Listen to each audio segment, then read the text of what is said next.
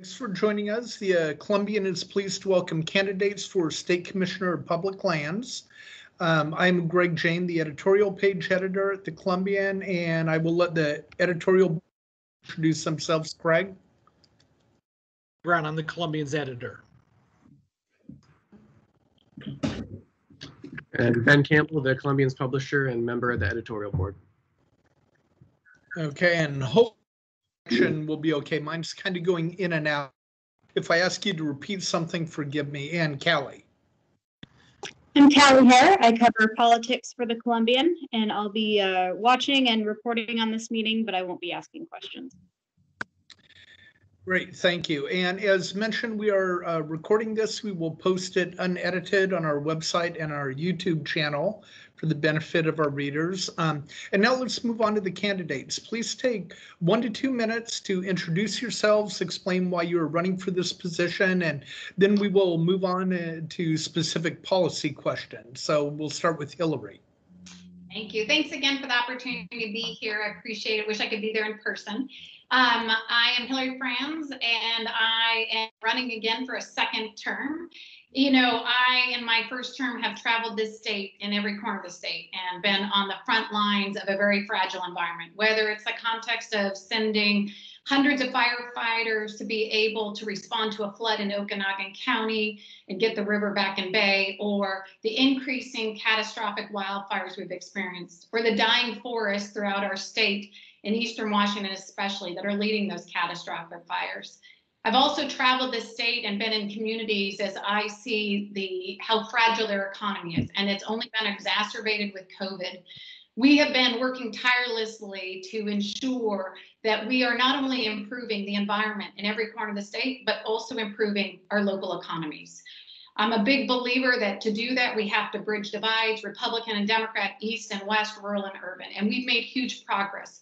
Not only have we developed the first ever 10-year wildfire strategic plan to secure critical investments in air resources, firefighters, and getting fire resources down to the local community so we can get on top of those fires quickly and put them out, but also getting at the root of the issue, that we have a forest health crisis here in Washington State on both East and West. Completed the first ever forest health plan for Washington State that has us treating over 1 million acres just in Eastern Washington alone, federal, state, and private lands. And now we are finishing the forest health plan for the west side of the state. In doing that, not only are we reversing the crisis we have created in our forests that are leading these catastrophic fires, but we also create local jobs, critical jobs of sending wood to our mill, but also creating new technologies like cross-laminate timber and mass timber. And now as a result of that forest health plan, we have 2 of the largest facilities have opened up in Eastern Washington, creating hundreds of jobs. We're also expanding clean energy, wind, solar, and now in conversations for development of biomass, which will happen in 2021 as a result, again, of our forest health plan. We're also addressing the salmon habitat crisis. And I know my time is up, but I want to just... We'll get into some of those specifics. Yeah. So thank you very much. Sue. Hi, is there a timer that, oh, I see it there. No, okay. No, just... Pardon? Right, sorry. I am a natural resources manager. I've been retired for several years, but I am in this race because I've lived all my life in Washington and I cannot stand these forest fires that keep happening. I jumped in this race because many friends and colleagues convinced me that I have the right background to manage our public lands, to stop so many catastrophic fires with prevention. I really want to focus on immediate prevention. I feel that there hasn't been enough urgency applied to things that could clean up our forest. We should be grazing more land to reduce grasslands that catch on fire. We should have brush cleaned up that's everywhere.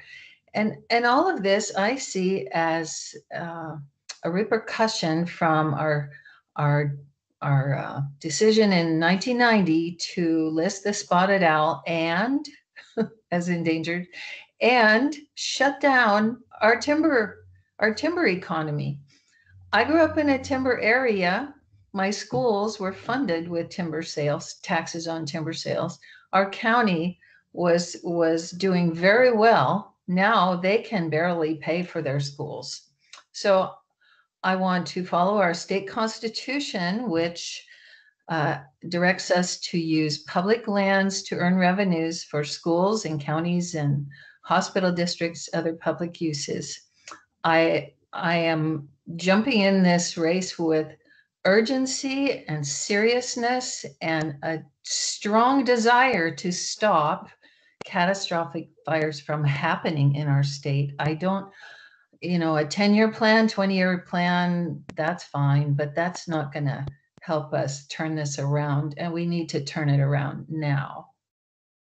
Thank you. And again, thanks to both of you for joining us. And let's start with that, Sue. So then, do you think the solution is just increased logging? Not just increased logging. What has happened in the last 30 years with shutting down our timber industry? We have no clear cuts. We've taken out most of our logging roads. We don't have fire breaks in our forest. We have a blanket of trees on the ground. One thing we should do is start building fire breaks. I'm racking my brain for easy, cheap, quick solutions that will just stop the fires. And then we can do all the, more sophisticated treatments of the forest for future. Do you think an easy, quick, cheap solution exists? Yeah. I think of the pioneers. They came into an area, they dragged a plow around a farm, just abandoned dirt that stops fires. It's so simple, so easy, so quick, so cheap. They can drag a plow around a town or create some other pavement type boundary. Our forests need to be broken up into segments. We used to have clear cuts that would slow down fires, or we had logging roads that would slow down fires. Now we just have a big giant forest, and we need to break those into segments with fire breaks around each segment to at least slow down a catastrophic fire and keep it in one location instead of burning hundreds of thousands of acres. I want to get, Hillary, I'll get your thoughts on that in a second, but I want to follow up. Sue, you said you want to follow our state constitution in dealing with this. Do you think the state constitution is not being followed right now? I think that yes, I would agree with that. I think that our property owners are being overregulated on their own lands by the DNR and some of the regulations that we've passed. I want to see forest fire prevention taking place locally all across our state. I know that my opponent has talked about that and put it in her wildfire 10-year plan, but I don't know that she has actually tried to contact people and share with them the Firewise and I think it's called Ready, Set, Go websites that could help them prepare their homes for fire prevention. I just want to treat this like the emergency that it is. I'm all for planning, but not when you're in an emergency situation. Okay, thank you. Hillary, your thoughts on that? So we're attacking this issue with three areas. First is making sure we leverage the air resources we have to get on these fires quickly. The reason we've been able to keep the damage down significantly since the 2014 through 2016 fires was initial attack. The moment smoke's in there, we put our air resources on it, we get on top of it quickly. We partner more closely with our local fire districts so that we are one team, we train together, and we cooperate and coordinate together. We also pre-position our equipment. Then proving that we were successful, we secured $50 million from the legislature to increase the number of air resources that we need, as well as doubling our firefighting resources because we only had 43 full-time firefighters and we're the largest in the agency, and then drove more resources down to local fire districts. The second prong is forest health. We obviously have a forest health crisis. So we've developed a strategy and a plan and we've been putting it to work. That means going in, removing the dead disease trees, creating more spatial density between those trees, removing the thinner trees that are prime fuel when it's hot and dry and the fire strikes, and then also bringing prescribed fire in. We also, I've been working with Representative Kretz on how we move more, and Representative Bolt on how we move more fire breaks as part of this system, actually in talking about equipment that we can bring in to get there faster and quicker, as well as legislation to help. Big piece, obviously, we know is between 2005 to 2012, the Department of Natural Resources treated 30,000 acres in 7 years. Under my leadership, we've already surpassed 150,000 acres. We're going to be doubling down over the next 4 years is our goal, because we don't have time to waste. But federal land is also the most significant part of our forest health crisis. So I didn't sit around and just take care of our state lands and private lands, but I partnered with the federal government, one of the first states to do it, way ahead of California, where we're now actually going in and doing the forest health work on federal lands, because we can do it more efficient, more effectively, and with greater economies of scale. The third prong is community resilience.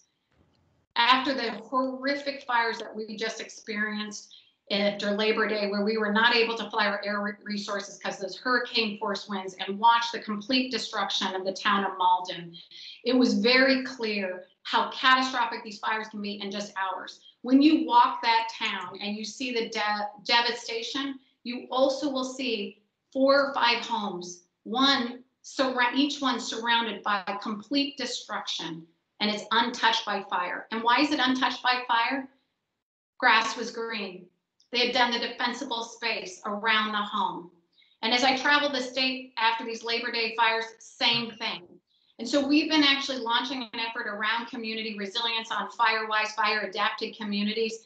And securing more money to be able to do that along with our conservation districts. But we got to go faster and quicker. And so one of the things that you'll see this coming legislative session is more investment in that community resilience. I even partnered with the insurance agencies of this state in the beginning. Can I ask about time limits? Are we timing our answers? No, we're just having an open discussion. Okay, good to know. Thank you. I'm sorry. Obviously, so I partner with the insurance agencies and other critical entities to be able to get PSAs out, but PSAs aren't enough. We have to get those tools and resources. In this spring, you'll see an effort that way, but we got to go faster. And part of my legislation funding proposal coming this session will have that third prong, community resilience. And just follow up on one of those things. So when you say treated under your leadership, you've treated 150,000 acres. What does that mean? Just as far as forest health? Or? Yeah, if you look at our forest health plan in it, it specifically goes and has identified in Eastern Washington, the West Side Forest Health Plan will come out just in the next month or two. On the east side, it identifies those areas that have the worst condition forest, disease, insect infestation, dying trees, right? Very dense forests that are weak, coupled with their proximity to population centers. We've identified those, and then what we are doing is taking a watershed approach. We're being agnostic to property lines, because fire and disease and insects don't follow property lines. We're then setting forward with a specific treatment following forest health science that says, in this area, this is what this forest looked like 100+ years ago before humans were engaged. And here's how they're going to be changed based on climate change and other factors in the coming 50 years. We set forward what the specific treatments, remove the dead disease trees, and the dying trees, create more density and space between, because historically fire would come in and get rid of trees, the smaller diameter, and create more space so they're not all competing for nutrients and water. We're also. I'm sorry, I'm going to cut you off there. Sue, Hillary mentioned the working with the legislature. I'm sorry, what? That's okay. What would be your request to the legislature for next year? How should they be involved? Well, I would first try to get funding for all the activities that I intend to do. I need to explain to you my frustration in trying to get information from the DNR website and from, Ms. Franz seems to have a different story every time we have a debate. She now says she's treated 150,000 acres. I think it was 115 in a previous interview. She claims to have everything set up Well, my frustration is she's been in office for 3.5 years. She talks a good line. In fact, the Seattle Times called her a fast talker, which she is. But my observation as a person who has managed agencies and big contracts, I've managed hundreds of millions of dollars in contracts. Little things like this. When I started this race, I looked for the annual reports from DNR, and I couldn't find them for the years that she's been the commissioner. So I kept looking. They did show up later in a place that was not with the previous annual reports, and now they're finally all together. That took a couple of months for that. And you know, she's not transparent, and that's what the Seattle Times criticized her for. And I can attest to that. I have tried to figure out what the heck she's doing, and all I can find are very vague plans. Even these plans she's talking to you about now, her 10-year wildfire plan, if you read that plan, it's all vague language. The goals are written in present tense, so it gives you the impression it's already done, but there's no actions in there, very few actions.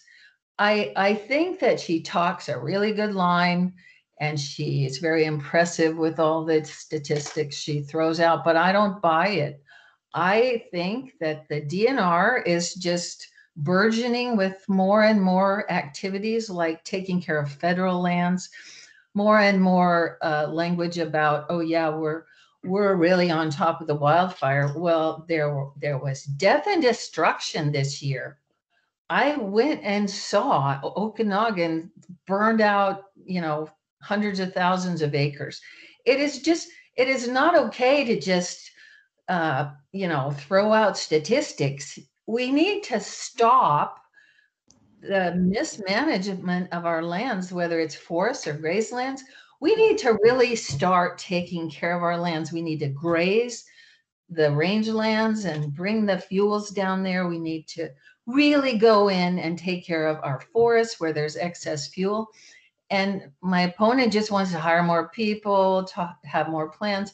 I want to involve the private sector. I want to involve landowners who are most affected by these fires and get them involved in, you know, jumping on a fire when it happens. I was told by local people in Okanagan that when the Okanagan fire started, it actually burned for 2 days before the incident command response folks showed up and actually took care of it, because by then the winds had come up and spread the fire quickly. But that was a smoldering fire for like 3 days. I also found in a financial report online that the DNR is required, they don't get to use their budget unless they have extinguished 95% of the number of fires in a year. So oddly, that number is 95% in the report. What about the other 5%? Those are the ones that probably spread to thousands or hundreds of thousands of acres. So I want to follow up for a second. What kind of management experience do you have that's relative to this job? Well, I have been a natural resource manager in all kinds of different situations. I studied fish passage going up over Columbia and Snake River dams using radio telemetry. And then I studied juvenile salmon going downstream over Columbia and Snake River dams using sonar. I spent, 12 years doing those kinds of studies. I was a fisheries manager for non-tribal commercial fisheries in Puget Sound. That would be gillnet and purseine fisheries. I was a habitat manager for all of Kitsap County and parts of Mason and King County. I managed the Jobs for the Environment program for King County DNR. Okay. I just wanted to check on more. that. Oh, wait, there's more. And I was I was an environmental analyst first at Seattle City Light, where I was the liaison for about a dozen agency permits. And then I switched over to the power side of Seattle City Light and learned so much about power generation, transmission, delivery. I ended up, after getting a master's degree in public administration, which is, guiding my comments today, I became the power manager at Grace Harbor PUD in Aberdeen, and that's where I retired from. And then can you tell me what is the budget and how much staff does the Department of Natural Resources have? Well, that's funny you would ask me that, because that was one of my public records requests of DNR some months ago. And what I got as a response, a late response, I might add, but I attribute that to COVID. I couldn't really say. I asked that question, how many employees? I did find on an annual report a number of 1339 employees in the 2018 report. Okay. By the way, none of the reports have publication dates on them.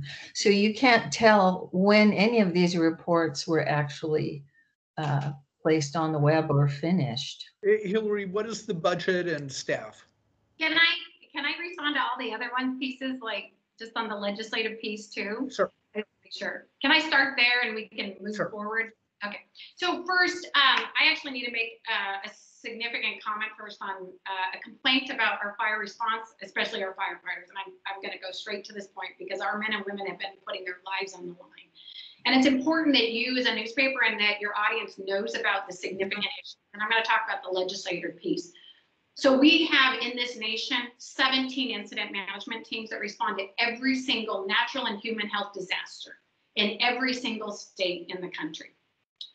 We are down to 14 incident management teams because of COVID has taken 3 out.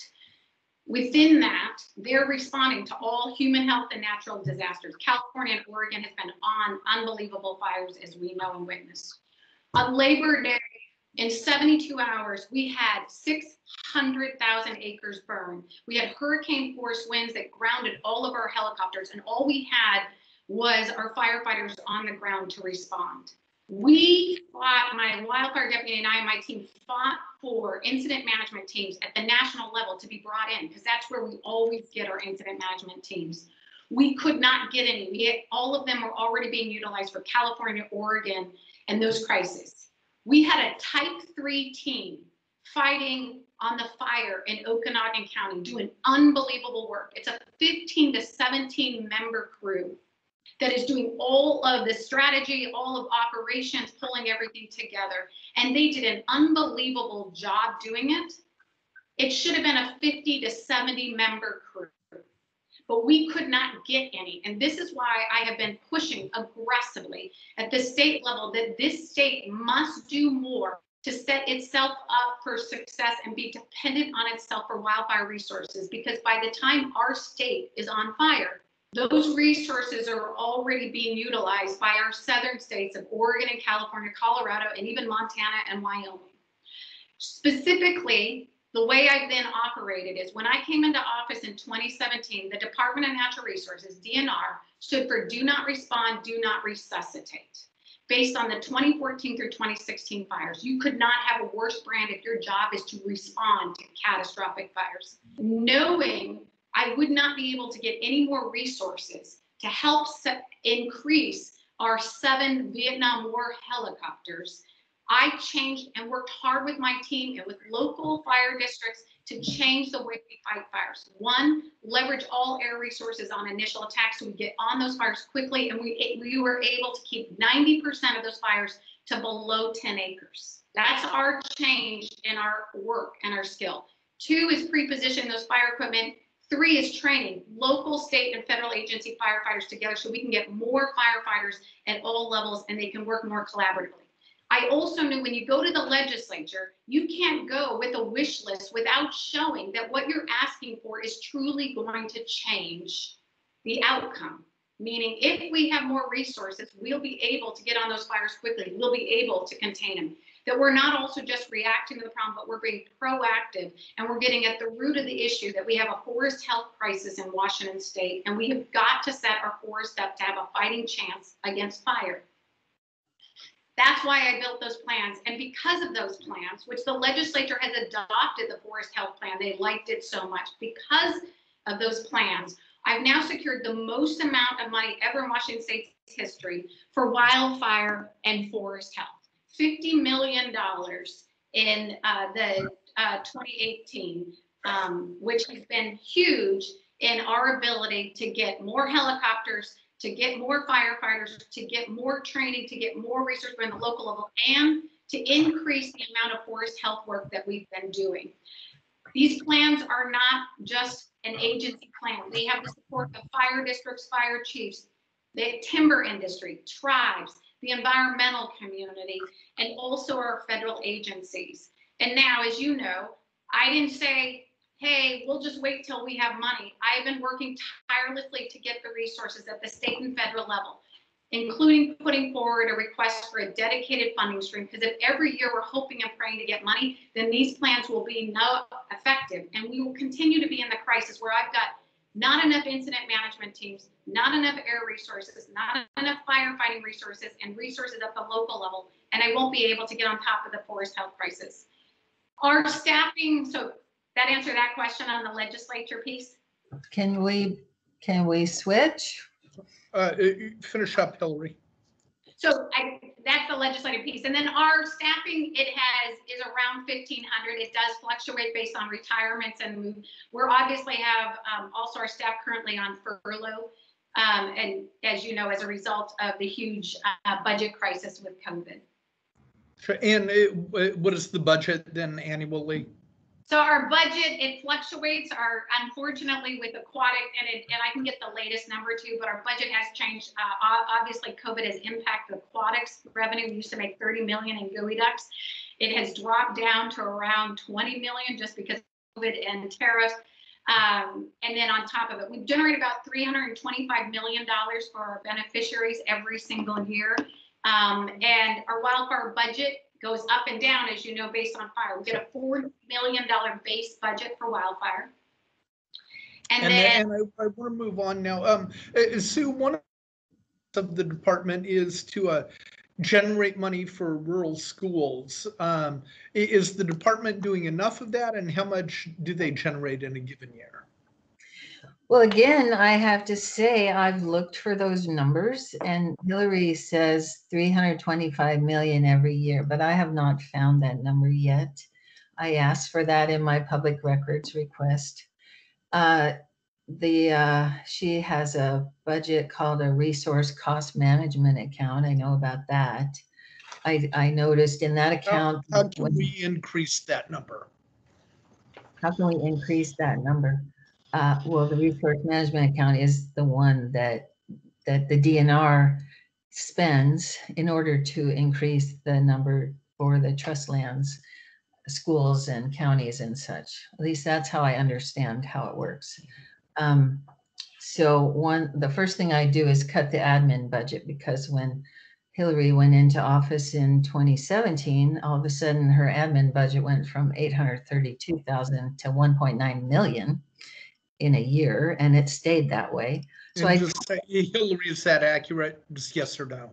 Yes, our admin budget has increased. We've been investing more at the strategic comms and operations level to improve the way we do budgets, the way we provide human resources, our IT, as well as actually getting top line deputies in who know how to run and program. Okay, I want to go back to Sue. Sorry, Sue, go ahead.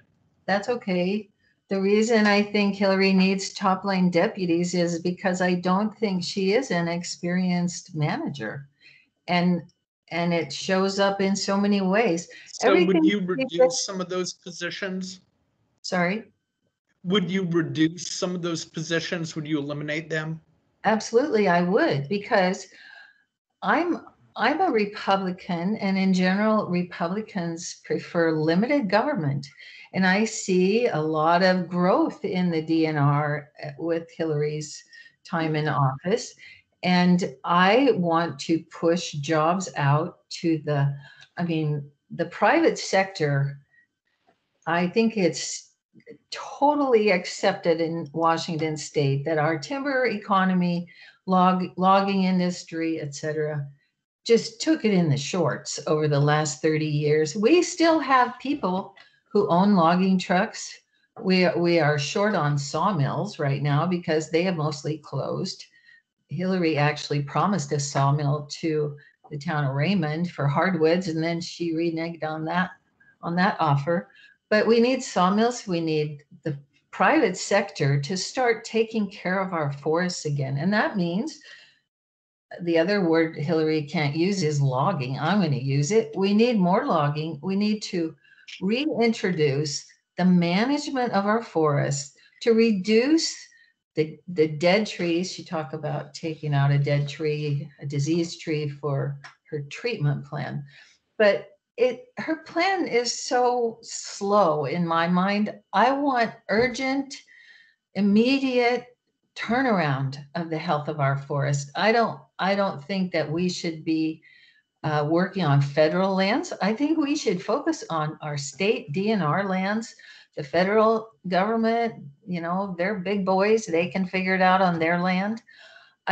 I really think that we need to hone in on the constitutional purpose of the Office of Public Lands Commissioner, and we need to bring in private sector. We need to ramp up the timber economy and the ranching economy. We need to allow grazing, because grazing gets rid of these fuels on the grasslands, in the forests. We need grazing. We can introduce goats into the forest so they eat up all this dead wood that's causing horrific fires. The temperatures on these fires are 13 times hotter than previously, before about 2014 or 15. Previous to that, in my whole lifetime, now they're 13 times higher, which means they just melt metal. These missing people in Oregon, who knows? They're probably incinerated. These are super hot fires that are like 2,000 degrees Fahrenheit. We have to get rid of the excess fuel. That's what the trouble is. Let me ask this. You say you don't think the state should be involved in helping to manage and care for federal lands, but when the federal lands burn, doesn't that affect the state lands, and doesn't that affect all of us? Of course, but the federal government is taking care of their lands. They have a project over near Colville, Sherman, I think it's called Sherman Pass, in the Colville National Forest. They have gone in and they have cut so much brush and piled it up. I have a picture of it. It's just amazing how much brush they have collected there. Okay, they're moving along to other forests. They're not helpless. What is the advantage of working with the federal government on federal lands?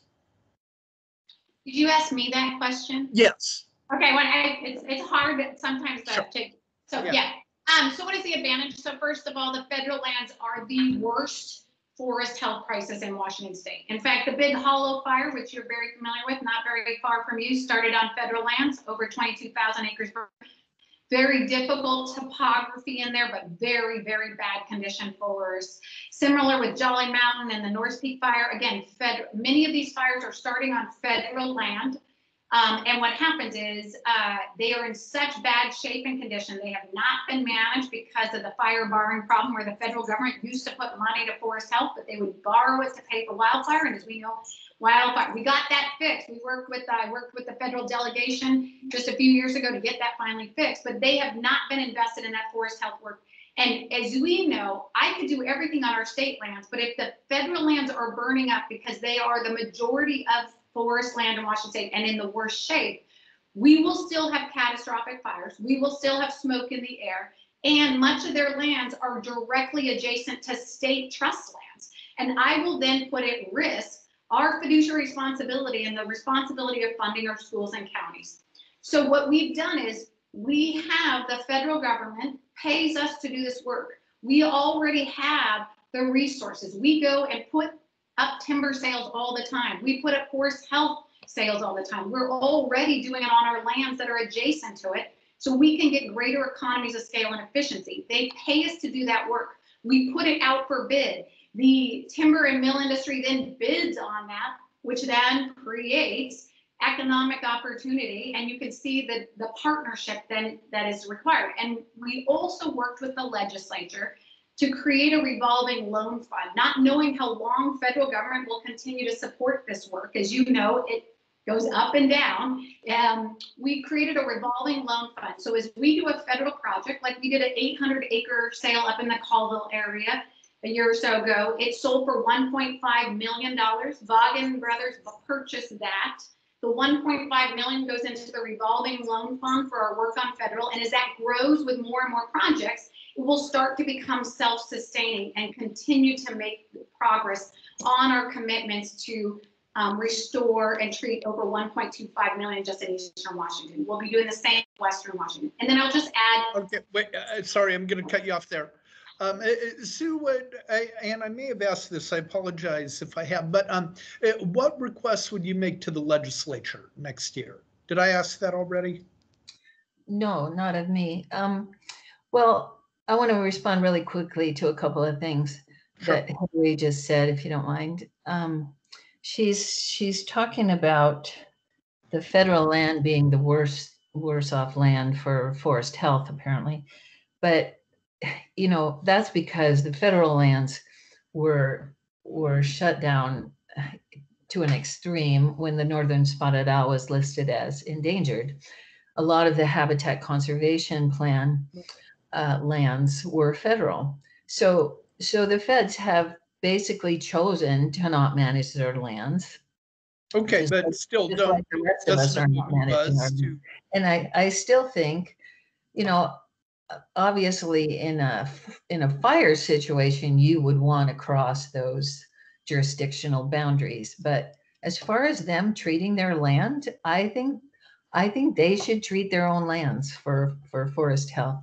So with I would appreciate a chance to talk about the legislature, because I've learned that the 10-year and 20-year plans that Hillary Franz claims as her own, you know, brainchild really came out of Senate Bill 5546. There were a number of there were about 5 Republican senators and a couple of Democrat senators in early 2017. And hang on one second, Hillary, was that a request from your office? It was a joint. So Senator Hawkins, I had just come into office and I made my top priorities. You remember when I interviewed as wildfire and forest health, obviously.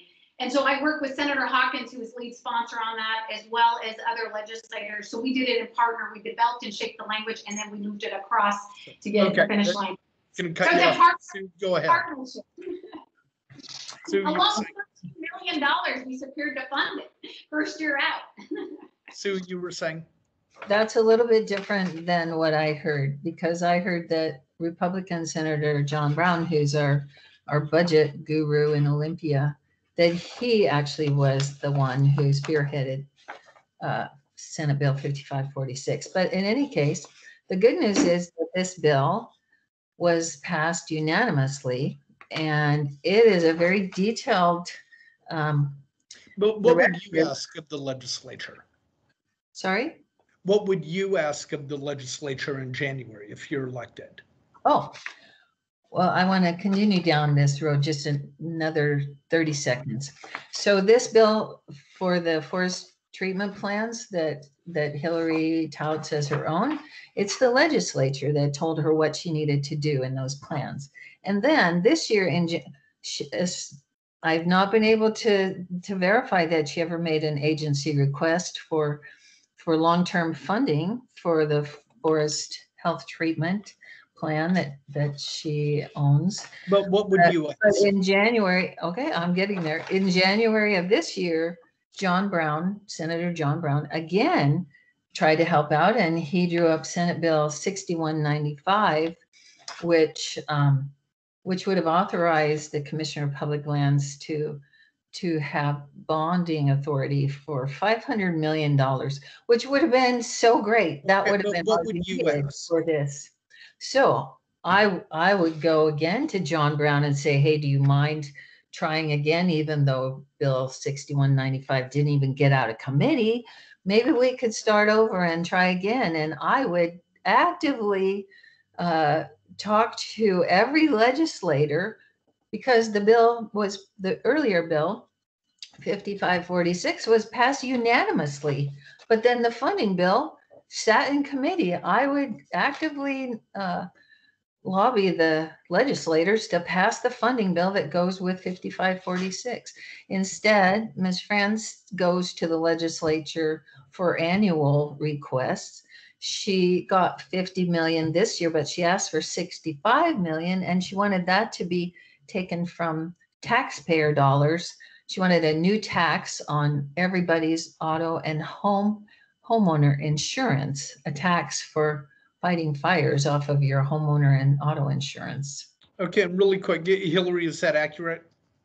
Yeah, well, actually, let me just be really clear on a number of things, because there's quite a bit of statements in there. First of all, I think it would help if Ms. Pederson actually showed up in Olympia and she'd see what active lobbying looks like, because most of my legislators, Republican and Democrat, House and Senate, know how I literally spent every single day on the Hill for the past few years seeking funding, working across the aisle to secure the funding. First, it's Senator Hawkins and Senator Braun that did the Forest Health Bill, and I worked very closely with them, and we helped work together. It was a joint effort in 2017, right when I first came into office. The funding we secured, the 50 million, was specifically what our ask was, and we secured what our ask was, recognizing that every single year, if we're begging for resources, it's going to make it difficult to actually fulfill our commitments of addressing our forest health crisis and implementing that wildfire strategic plan to have the resources. And so we came back and worked to try to create a dedicated revenue stream. As we know, and you know this best because of where you live, the fact is, in Washington state, it's usually only when smoke is in the air on the west side of the state that people realize we have a wildfire crisis. Example is that last year, we had over 1,400 fires in Washington state. 1,035 fires in Washington state, and 130,000 acres burned. And when I came to Olympia, you know, in committee days, they said, oh my gosh, I bet you didn't spend any money on wildfire because there was no fires. No, there were fires. We kept them small. We got on top of them quickly and we put them out, but that still cost the state money. On average, $153 million we're paying to react. And what I'm pushing is that we have to have dedicated funding stream to reduce these catastrophic fires, reduce the amount of costs, keep the fires small, and actually be proactive and restore the health of forests and make our communities more resilient. We came up with a strategy. Oh, do you want me to have the dedicated revenue piece? Yeah, and actually, Craig or Ben, do you guys have anything? I'm sorry, what? I was asking Craig or Ben if, you know, we're going to go ahead and move on here. Give us your final. I do have a question. Oh, I'm sorry. Greg, go if I ahead. could. So this is for Sue primarily. So I was really interested to hear somebody with a fish biology background advocate for more human activity, such as logging and grazing to improve forest health. Usually people would be talking about the environmental consequences of stream degradation and noxious weeds and things like that. How are those not as important, or how is there some magic way to not have those problems introduced and still be able to do the logging and the grazing? Well, I actually feel very advantaged to be the age that I am. I'm 66 years old. I grew up at a salmon hatchery in timber country. So buffers, you know, you have a big forest fire, you're going to burn your buffers off the stream, the shores of the stream. That's an impact. All this heavy smoke that we're breathing. You know, I read a statistic in a climate change publication saying that one fire in California in October 2017, that was not our worst year, but a pretty bad year, That fire in 1 week put out more carbon emissions than all the vehicles in California for 1 year. Okay, so this smoke is not just a little thing. It does blow away and then we forget about the fires, as Hillary mentioned. But the smoke is a huge impact to our human health. Our wildlife get burned up. I don't know how many northern spotted owls got burned up in all these fires. And then the smoke also gets washed down into our streams, and that's not good for fish. So the fires are these catastrophic fires are exponentially more serious than any of the environmental concerns we've had in my lifetime. That's why I just cannot stand to wait any longer to get rid of the excess fuel that has built up over 30 years of non-management in our forests and our rangelands. I cannot take this anymore. I visited the burned out areas in the Okanagan and it made me sick. The devastation and destruction is over the top. So that's why I just want to get into this position and quickly educate people. I don't know why they haven't already been educated, but apparently they haven't. I want to see ad council, TV ads. I want to see property tax statements that go to people and it tells them, tuck in a flyer that says, this is how you can protect your home from a wildfire. I want an action-oriented. Maybe we should let Hillary have a chance to respond to that. And I'd also be interested to know whether that would run afoul of laws and court decisions that protect endangered species. Yeah, okay. I'm sorry. Unfortunately, when you first asked your question, Craig, it broke up, so I didn't hear it as well. Can you state it again? I'm just curious about how increasing human activity such as grazing and logging on state land would square with the desire to protect endangered species such as salmon habitat, and then also reduce the spread of noxious weeds and invasive species. So we are absolutely protective of our Endangered Species Act. As you know, we have one of the most protective habitat conservation plans actually in the nation on our timberlands. And we just completed finally the Marble Murrelet HCP, which was 20 years in the waiting. And we ripped the Band-Aid off and we got it done so we could actually finally start doing the work to protect the species, but also give certainty to the beneficiaries. We believe that the way we're managing those lands is we have some of the most protective buffers, some of the most sustainable management happening on that land because of that HCP that makes sure we're complying with the Endangered Species Act. In addition, we've been working tirelessly to address our culverts and put those protections. More can be done. Our noxious weeds, a lot of the work we're doing is more in the aquatic space on that, but obviously maintaining and managing it in our management of the forest lands. On the grazing piece, we obviously have 75% of our 1 million acres agricultural is used in grazing. We put the best management practices on those lands so that we have that buffer between the riparian and the critical areas so that we are not creating more challenges to our salmon habitat in critical areas. We are working with our ranchers on opportunities for leveraging our cattle within forest health management, but doing it so that it is not harming the environment on that landscape. Did that answer your question? Yeah, I think so. Great. Okay, I think we're going to wrap up here. Please give us your final pitch for why voters should support you, and feel free to mention any endorsements if you like. And Sue, we'll start with you. Thank you. Well, as I mentioned earlier, I've been around a while and I've seen a lot happening. I became an environmental biologist because I was so passionate about taking care of lands in my 20s. Now it seems that the pendulum, where we used to worry about, people throwing garbage in our streams or steep slopes being eroded by clear cuts, that's what I was concerned about. Now, I feel that the environmental movement, if you want to call it that, has become kind of a land grab and a takings of private property and people just going overboard trying to protect every inch of the natural world as it is now. What's missing is a recognition that the natural world is always, always changing. And that's why climate change, the panic over climate change, seems so ill-founded, because the climate's always been changing. And, you know, it's kind of a moot point. I think we did not manage our lands for years because we just said, oh, climate change is causing all these fires.